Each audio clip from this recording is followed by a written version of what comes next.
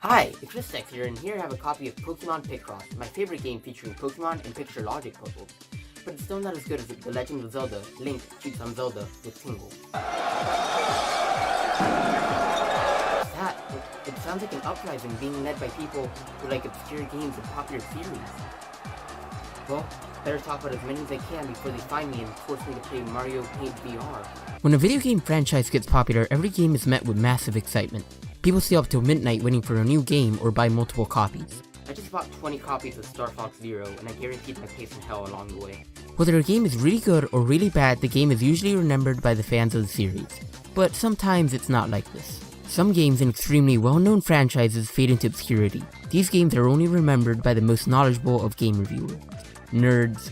Look at me, I review video games instead of socializing, and look how I turned out. So today I'm going to be looking at some of these games that aren't talked about much nowadays, even though they were part of a massive franchise.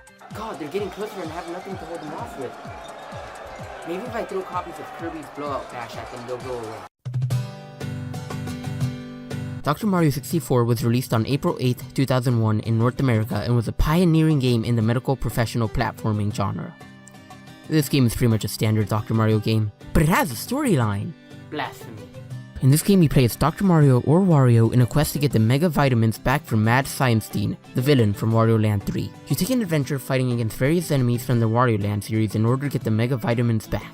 This game has always been weird to me. It's pretty much the love child of Wario Land and Dr. Mario. It has the same gameplay as any Dr. Mario, but it includes a storyline. This game is very rarely talked about nowadays, which I find odd. It was a solid Dr. Mario game that just needed fleshing out with the story element. There hasn't been a Dr. Mario game for the Switch, and it'd be nice if it made another with the story mode, but it doesn't look like it's coming anytime soon.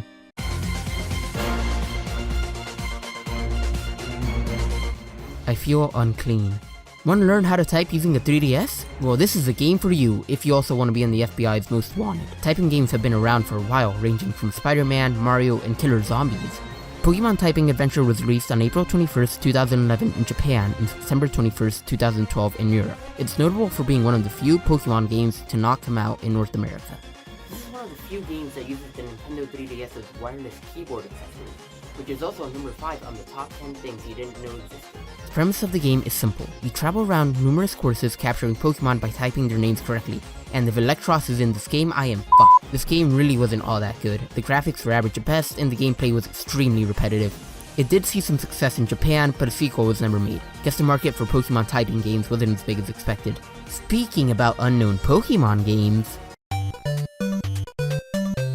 The Thieves and the 1,000 Pokemon was released only in Japan on April 5th, 2014, and was a very different take on the Pokemon franchise. It's basically a resource management game which has you choose a party leader consisting of 3 Kalos starters, and completing a series of challenges with them. There are many different types of challenges, such as battle challenges which has you fight against enemy Pokemon, sneaking challenges which has you try to sneak past a guard, and obstacle challenges which has you try to use your Pokemon to get over a simple obstacle. This game was big on the Street Pass feature, which is what you had to use in order to get more Pokemon from other people. The game was only released for a limited time on the Japanese eShop and hasn't made its way to the West, and if you're wondering whether we're ever gonna get it, well, if my Japanese is correct... Nope. Kirbys, Tilt and Tumble, not with tilt controls. Game Boy tilt controls don't exist anymore. Can't hurt you. Released on April 11th, 2001, Kirbys Tilt and Tumble was one of the few games on the Game Boy Color to use a series of accelerometers on the cartridge. The accelerometers allowed you to tilt the Game Boy to move Kirby around in the actual game. Calling the controls inconsistent is putting it lightly. Tilt controls will later be refined on the DS and 3DS, but on the Game Boy... The goal of the game is to get Kirby to the end of the stage using the tilt controls to guide him into a series of obstacles and power-ups along the way. The plot of the game was to find all the swords that Dreamland had lost, and in order to beat the game, you had to find them all. Now this game had some very advanced technology for the time. While the tilt controls didn't work that well, they were still competent enough to provide for a fun gaming experience. Kirby's Tilt and Tumble wasn't exactly one of the most revolutionary or highly remembered Kirby games, but it was an important step in making tilt controls what they are today. Kirby's Tilt and Tumble wasn't exactly one of the most revolutionary or highly remembered Kirby games, but it was an important step in making tilt controls what they are today. And hey, name another game where you can beat up an obese penguin while shaking around the Game Boy. Yeah, I didn't think so. Man, living life without the Wii Zapper sure is great. God damn it. Link's Crossbow Training came out on November 19, 2007 in North America, December 7, 2007 in Europe, and May 1, 2008 in Japan. Now, this game was fairly popular when it first came out, being on the top 10 best-selling Wii games for 2 years and being one of the first games to incorporate the Wii Zapper. It just isn't talked about anymore. And why would it? The game itself was super simple. It consists of you using the Zapper to shoot at enemies taken straight from Twilight Princess. And apparently, in the original game, Link was supposed to use an assault rifle. Damn, Link was gonna carry the stick? But he did it in Breath of the Wild, so it's all good. Link's crossbow training was also a super short game, taking most people 1 hour to 2 hours to beat. It just did nothing for the Zelda series and was just a fun spin-off game, but it didn't last long enough to have any memorable moments. So here's where Sega got the money for Sonic the movie. Sonic Spinball was released on November 18th, 1993 in North America, with Europe and Japan getting releases soon after. So the basis of this game is simple. You take Sonic the Hedgehog and you throw him in a fucking pinball machine. This was a really good pinball game and it wowed hardcore pinball gamers everywhere. The goal of the game was to use Sonic as a pinball in order to go through different levels and collect all the Chaos Emeralds. Now this was an insanely fun game to play if you were just looking for a good arcade game.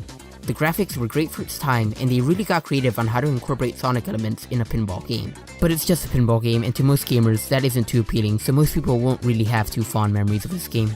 LittleBigPlanet Karting. After failing to rival Super Smash Bros. With PlayStation All-Stars, Sony tried to overtake Mario Kart. Wonder how that went.